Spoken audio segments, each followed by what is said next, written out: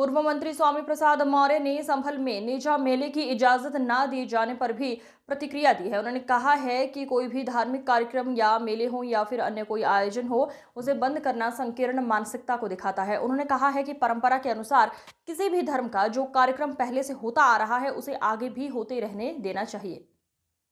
वहीं नागपुर में हुए दंगे को लेकर स्वामी प्रसाद मौर्य ने बड़ा हमला बोला है। उन्होंने कहा है कि देश में जहां पर भी दंगे होते हैं, बीजेपी की शह पर आरएसएस के लोगों द्वारा एक सुनियोजित साजिश के तहत ये दंगे कराए जाते हैं।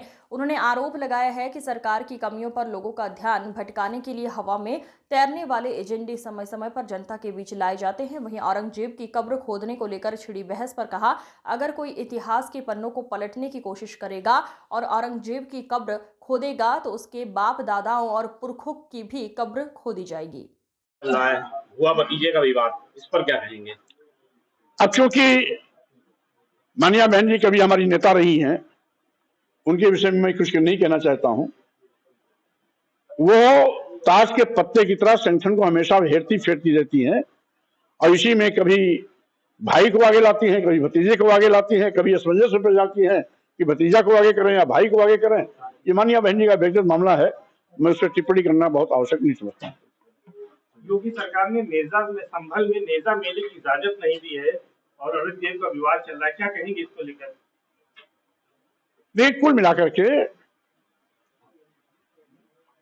सबसे बड़ी बात है कि 1100 साल तक इस देश में मुस्लिम शासक थे, तब हिंदू सुरक्षित था। और आज जब हिंदू के सबसे बड़े अलंबरदार मोदी और योगी प्रधानमंत्री मुख्यमंत्री हैं तो हिंदू संकट में है। इसलिए ऐसे प्रधानमंत्री मुख्यमंत्री की लानत है जो हिंदू का अलंबरदार होते हुए भी हिंदू की रक्षा नहीं कर पा रहा है। यह बहाना है औरंगजेब का नाम लेना, बहाना है मस्जिद और मंदिर का नाम लेना, बहाना है हिंदू और मुस्लिम का नाम लेना। ये सब बहाने मूलभूत मुद्दों से लोगों का ध्यान भटकाने के लिए है, इसके सिवाय कुछ नहीं। तो इजाजत मिलनी चाहिए थी किसी की जो परंपरा है मेले की, नेजा संभल में जो नेजा जो संभल मेले का इजाजत नहीं दी है सरकार ने, इसको लेकर क्या कहेंगे? मिलनी चाहिए।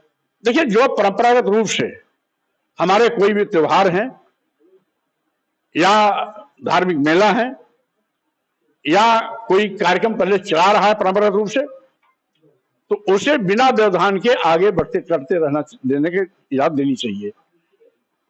लेकिन ये सरकार तो नई परंपरा शुरू करती है और हर चीज की मार्केटिंग करती है। अभी जो अयोध्या में राम की मार्केटिंग कर रही थी, अयोध्या की सीट हार गए, 400 के पार का सपना देखे थे, बैसाखी पे आ गए। अब कुंभ मेला की मार्केटिंग कर रहे हैं। अरे कुंभ मेला भाजपा ने नहीं लगवाया है, ये हजारों साल की हमारी पुरानी परंपरा है। हजारों साल से यहाँ पर अकूत भीड़ आती रही है।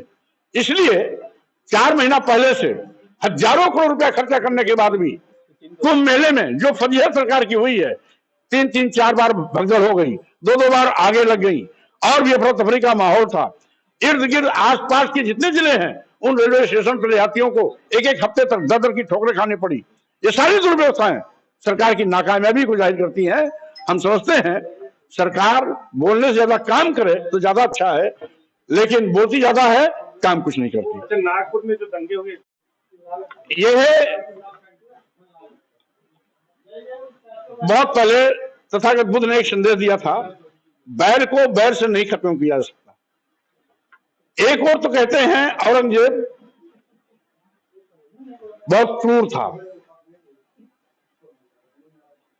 लेकिन वो कट्टरवादी हिंदू संगठन जो आतंकवादियों जैसा व्यवहार कर रहे हैं, या क्या क्रूरता की श्रेणी में नहीं आता क्या? 350 साल पहले औरंगजेब यहां के शासक थे। आज औरंगजेब कहां से आ गए? उस समय जितने भी मुस्लिम शासक थे उनके सिपा सालार, उनके यहां मंत्री, उनके नौरत्न सवर्णों के भी होते थे, ब्राह्मण भी होते थे, क्षत्रिय भी होते थे। यहां तक कि अकबर की पत्नी जियाबाई मान सिंह जी की बहन थी। उसमें ये लोग कहां थे? लेकिन आज जब देश संकट से जूझ रहा है, मुद्दे दर मुद्दे आज सरकार में भारी पड़ रहे हैं, मुद्दे पर जनता चर्चा न करे इसलिए इस प्रकार की सिगोफेबाजी करते हैं, इसके सिवाय कुछ नहीं। और जो कल नागपुर में हुआ, हम समझते हैं ये आतंकवादी हिंदू संगठनों का नंगा नाच है। समय रहते अगर इसको कुचला नहीं गया तो ये है संविधान पर भारी पड़ेंगे, देश पर भारी पड़ेंगे।